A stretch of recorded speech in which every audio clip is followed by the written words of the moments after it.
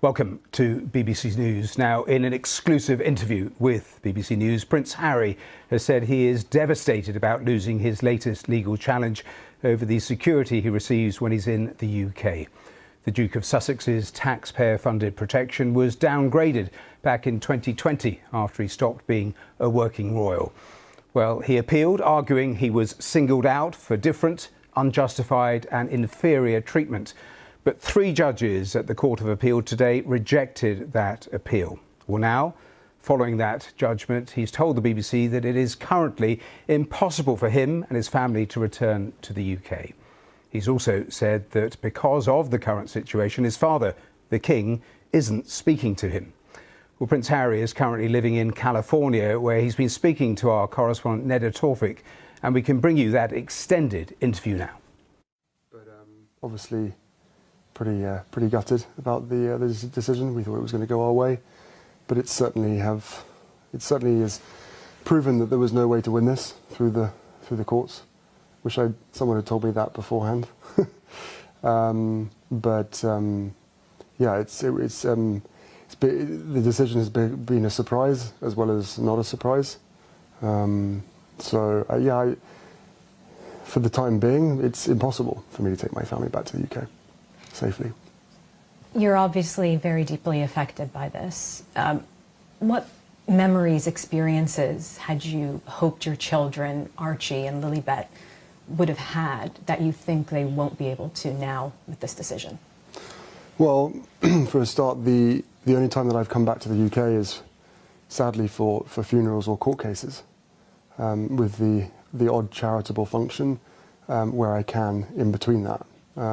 I put myself at risk for that, but I will continue on with a life of public service, so I will always support the charities and the people that mean so much to me. I can't see a world in which I would be bringing my wife and children back to the UK at this point. And the things that they're going to miss is, well, everything. You know, I love my country. I always have done. Despite what some people in that country have done. So, you know, I miss the UK. I miss parts of the UK, of course I do. And I think that it's really quite sad that I won't be able to show, you know, my children my homeland, you know. And as you say, you've gone back several times during this years-long battle.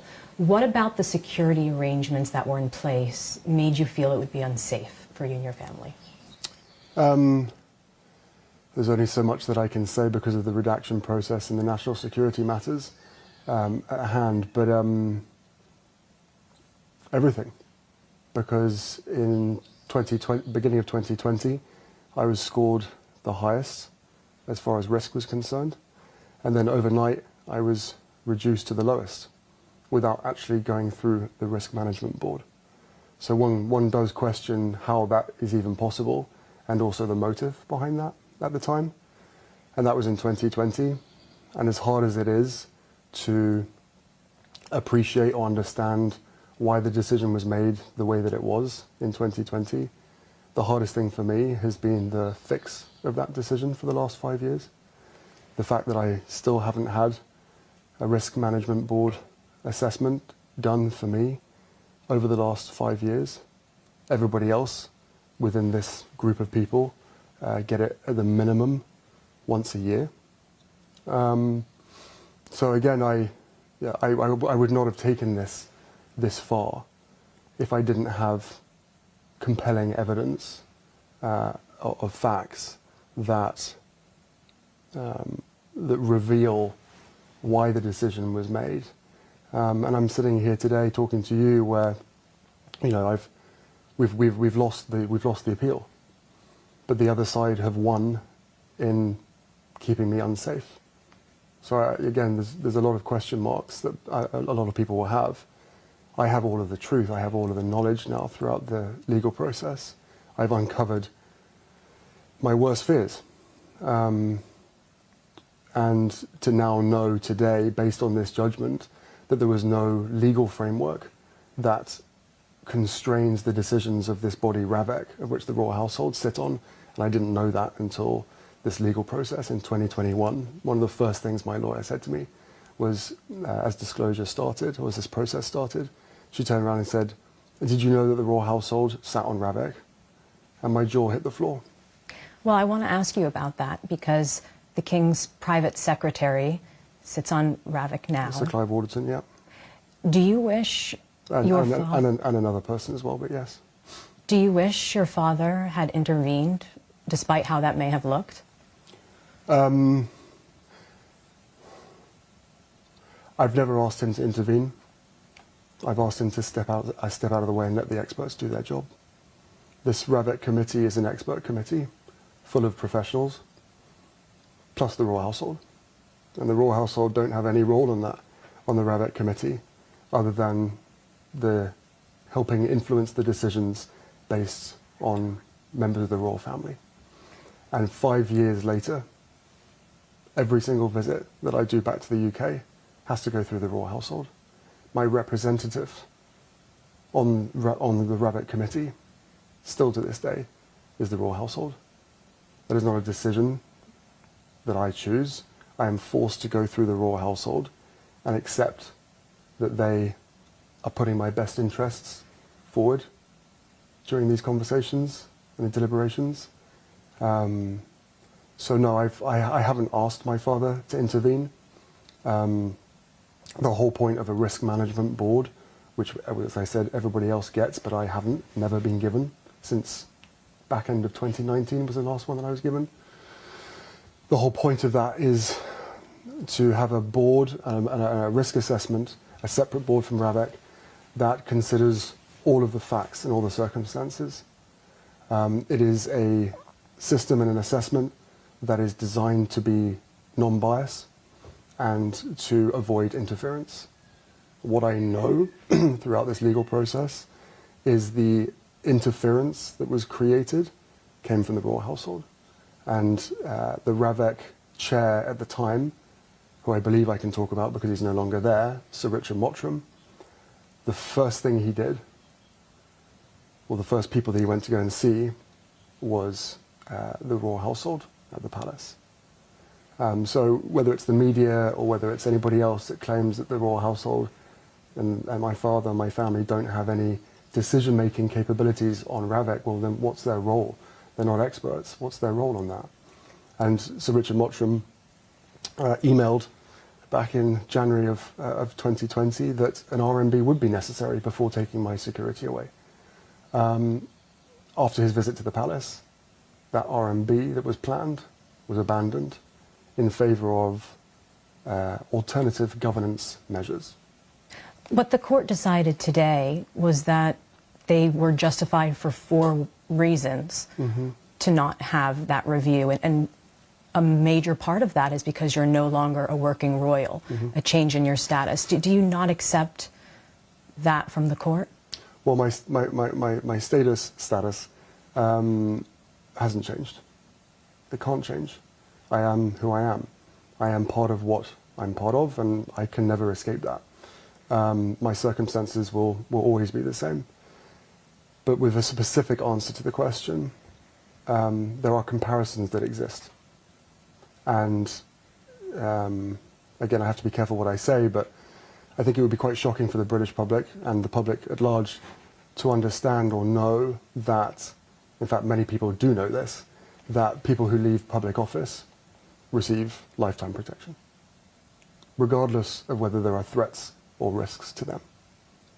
So for me, with a whole list of risks and threats that were known about in 2020 and that have only increased over time, including the Al-Qaeda threat that was published and talked about recently, completely disregarded, thrown away, ignored, because for me, security was made conditional on having that official role. That role that everybody knows, that myself and my wife wished to carry on, but was stopped from being able to do that back in 2020.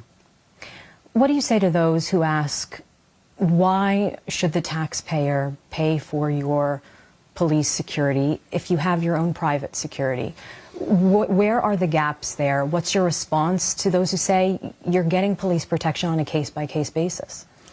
I tell you what, why don't you ask that question again, but in 3 parts, if you could. because you just put three very, very important questions together. Sure. And I cannot possibly answer all three of them at the same time. Sure. What do you say to those who ask why the UK taxpayer should pay for police security? You have your own private security. Well, first off, private security can only do so much. Again, I can't go into the details of that, but I think most people will be able to work that out. One of the major things is they don't have jurisdiction in a foreign country, or in any country. They don't have any jurisdiction. Police protection is effective protection, which is what my grandmother made very clear that we needed. With regard to the taxpayer part of it, I don't need to go into detail of how much the royal family costs or how much protection costs or whatever. What I will say is that some of the British tabloid press did a very good job in campaigning to have our security removed by quoting figures such as £20 million. Right, and through this disclosure process, I've seen constituents in the UK write to their MP saying, I don't want to, as a taxpayer, I don't want to pay for Meghan and Harry's security at this cost. They're literally quoting headlines from British newspapers. Those figures are obviously grossly exaggerated by about 18, 19 times. And further to that, if you know that other people are being protected, people that have made a choice for public office, then why wouldn't you be comfortable, happy with someone in my position who's given 35 years service to his country, 2 tours of Afghanistan, and the threats and risks to my life? I was born into this position. I was born into those risks, and they've only increased over time, along with my marriage to Meghan, and the frenzy across media, mainstream media and social media that created. So, and I guess on top of that as well, probably what people don't know, but that is mentioned in the judgment today, RAVEC protect private citizens. I was made a private citizen by the royal household, not by RAVEC, by the royal household. I can't be a private citizen. I will never be seen as a private citizen. I will never be treated as a private citizen, not by the media, not by most people, and certainly not by anybody that wants to harm me or my wife or our kids. So I think once people realise or understand that there are private citizens who have never played any role in public office and never will play any public role, that because they are high risk, they are protected at taxpayers' expense, and rightly so, because it will affect not only with that person, could they end up in hospital or worse on UK soil, but it comes down to impact, and it comes down to the reputational impact of the UK if that person or those people are injured on UK soil. But apparently for me, that doesn't matter.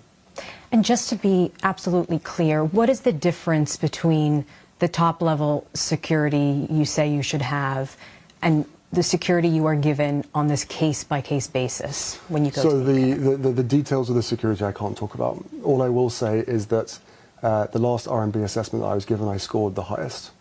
The only person within the family that scored anywhere near that was my grandmother. Overnight, I was reduced to the lowest. This case-by-case basis has been used by RAVEC and also by large sections of the British press to say, well, what's the big problem? You're given something on a case-by-case basis.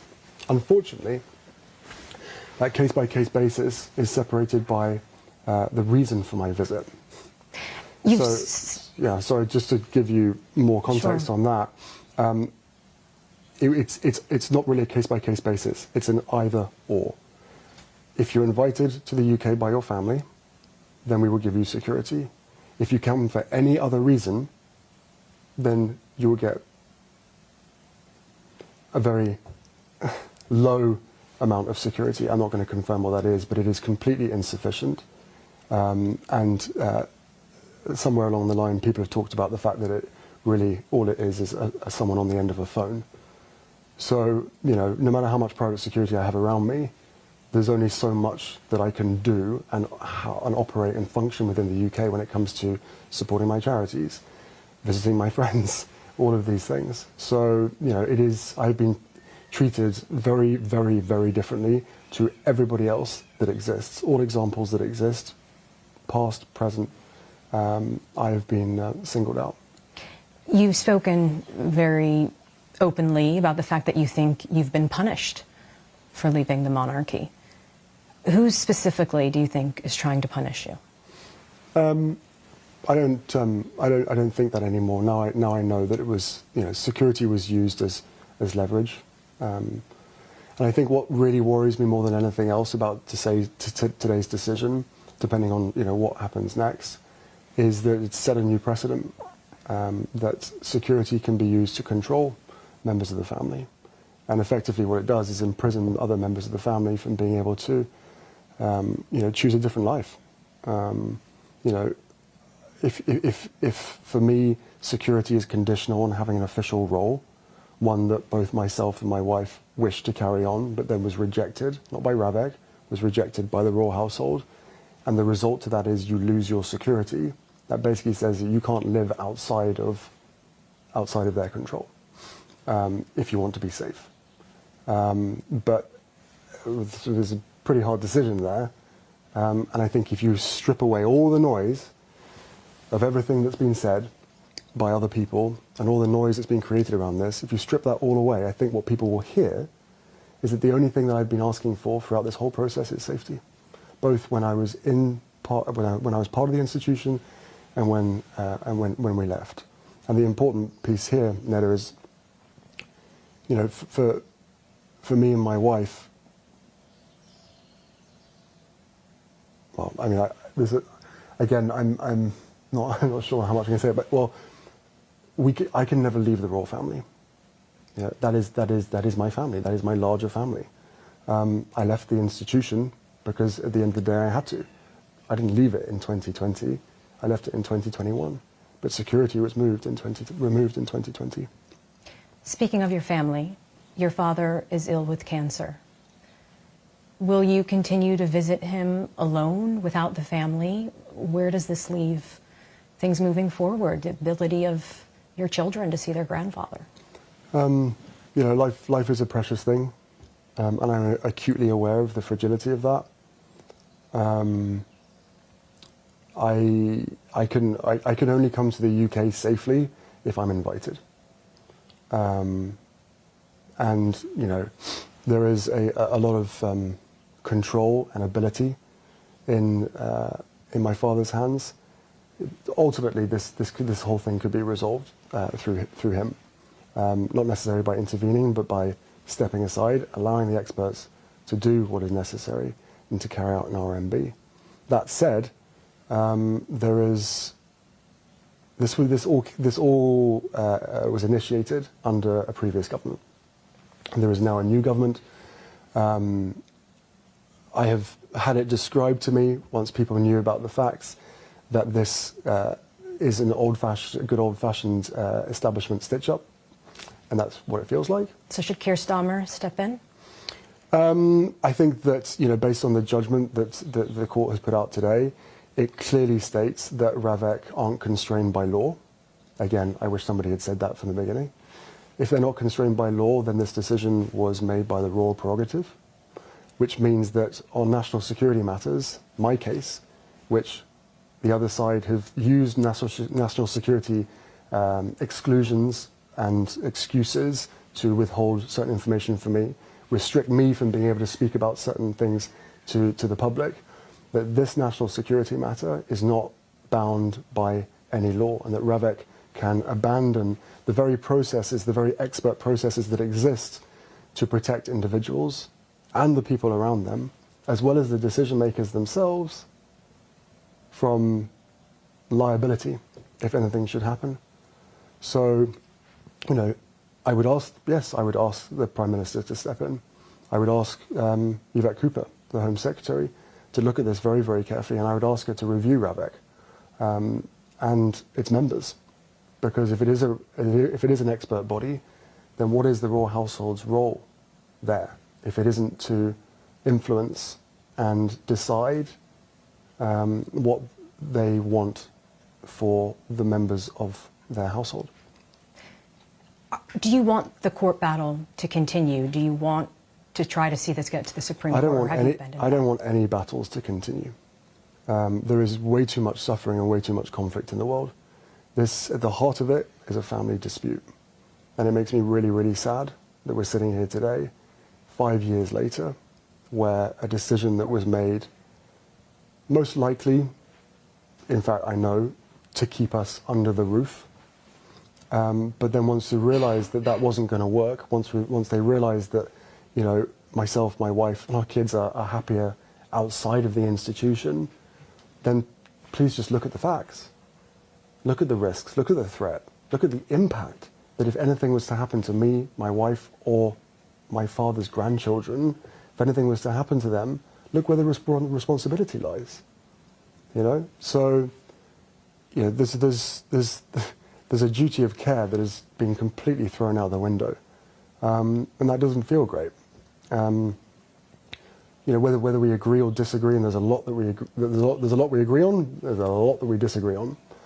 But that aside, where is the duty of care? Because, as I said, life is precious, and it is very clear that from 2020, because I was no longer allowed an official role, and because I decided to remove myself eventually from the institution, that my life got devalued from the highest score to the lowest score overnight. And how does that make you feel, given you have expressed numerous times that you do not want history to repeat itself? Yeah, I don't want history to repeat itself. I think there's a lot of other people out there, the majority, that also don't want history to repeat itself. Through the disclosure process, I've discovered that some people want history to repeat itself, which is pretty dark. That's quite a statement. Who do you think that is? I'm not going to share it at this point. You know, I know all the names of the people that were involved in this process, and again, you know, you have to question, why wasn't I put through the same risk management board that everybody else was put through, including members of my family? And you reject it not because you're no longer a working royal. Sorry?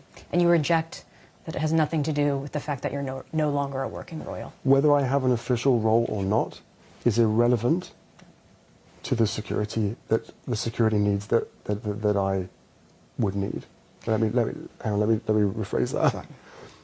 Whether I have an official role or not is irrelevant to the threats, risks, and impact on the reputation of the UK if something was to happen. And again, that is proven by all of the examples that exist out there. So for me, having an official role was conditional on keeping security. But for everybody else, people who have chosen this life to enter into public office and then leave, get it for life, regardless of whether they have risk or threat to their name. And by the way, I agree with that. I think that is absolutely the right thing to do. That if you come in and you serve your country, even if it's a minimum of 4 years, that you get the protection that you require because of your public service. I was born into this position. It wasn't a choice. I've served my country for 35 years. I believe that I am still continuing to serve my country. Public service is my life. That is the dedication that will never change. And then all the other bits and pieces that are added to that. You know, there are very, very real threats that exist out there. Some that are known about, some that have been withheld. And for people in power and responsibility of decisions to know that those threats and risks exist, but to turn around and say, well, because you don't have an official role, your life doesn't actually matter anymore. Well, you can imagine how I feel about that, but you can also imagine, not even imagine, that is the most illogical argument in the history of arguments. And finally, just because you mentioned, you know, your connection to your country, your public service, after this years-long battle, do you think your relationship has changed with the UK? Do you feel let down by your country? That's a big question. At this point, I'm feeling very let down. You know, it's the minority of people, especially those that read the tabloids and the press themselves. The press themselves have incited so much hatred towards myself, my wife, and even our children. that's hard to forgive. You know, there are decisions that have been made, there are things that have happened since 2016 especially, throughout my whole life, but let's just stick since 2016, there are things that have happened that I can now forgive. I have moved past that. I can forgive my family's involvement, my father's, my brother, and my stepmother. I can forgive the press to a large extent as well for so many things that have happened. What I'm struggling to forgive, and what I will probably always struggle to forgive, is that a decision that was made in 2020 that affects my every single day, and that is knowingly putting me and my family in harm's way.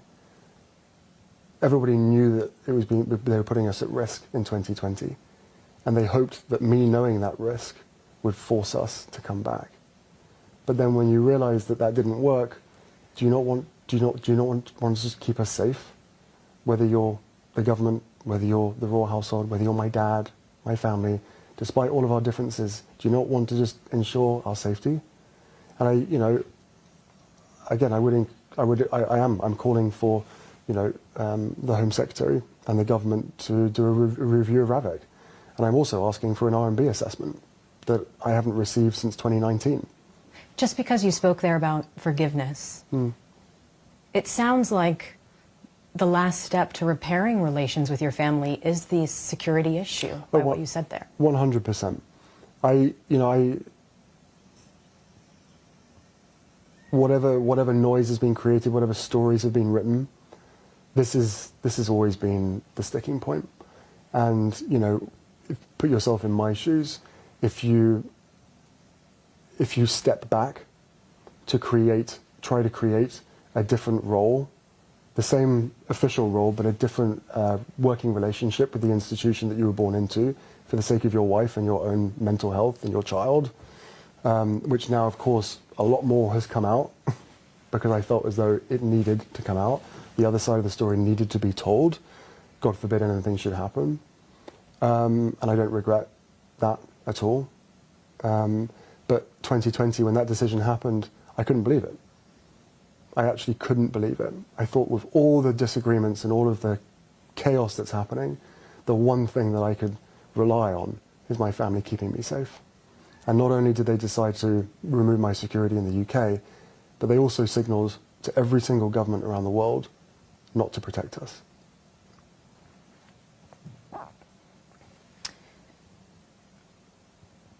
How are you feeling about this decision? Because clearly you have 2 children, Archie, Lilibet. They're not able to see their grandfather, their uncle, their cousins, in a way that you feel is safe for them. So what's your feelings kind of moving forward? Is there any way that this could be resolved? Firstly, I'm devastated.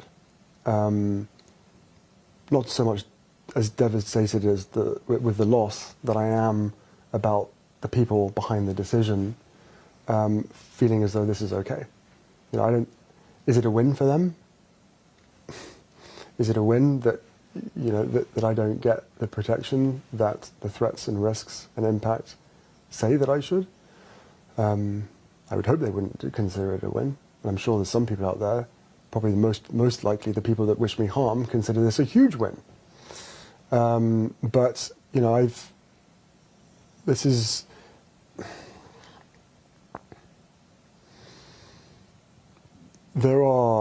there have been so many disagreements, differences between me and some of my family. This current situation that has been ongoing for 5 years with regard to human life and safety is the sticking point. It is the only thing that's left. Of course, some members of my family will never forgive me for writing a book. Of course, they will never forgive me for lots of things. But, there is... I would love reconciliation with my family. There's no point in continuing to fight anymore. As I said, life is precious. I don't know how much longer my father has. You know, he won't speak to me because of this security stuff.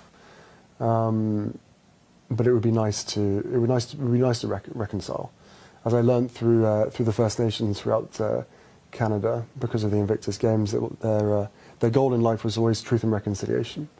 And I turned around to them in many conversations and I said, right, but reconciliation can't come without truth. Well, I've now found out the truth. I've shared some of it with you today. A lot of it exists out there, whether people choose to ignore it or not. You know, so it would be nice to have that reconciliation part now. If they don't want that, that's entirely up to them. And now that this court battle is over, do you feel you will be able to approach your father and speak about some of those issues? I mean, no, I don't think he would ever want to talk about it. I think he would just push it aside, and the argument will continue to be this is a government decision. It may well be a government decision, but how did they reach that decision? You know, when the Rabbit Chair, the first place that they went to was the palace to understand what it is that the royal household and what the royal family want for me. I have never ever been allowed or offered to make my own representations. Not in 2020 and not for the last 5 years. And the new Rabbit Chair continues to avoid answering some very specific questions that I have. And one of your previous questions that I think is really important is this case-by-case basis. For me, and only me, there has to be a royal obligation in order to receive protection.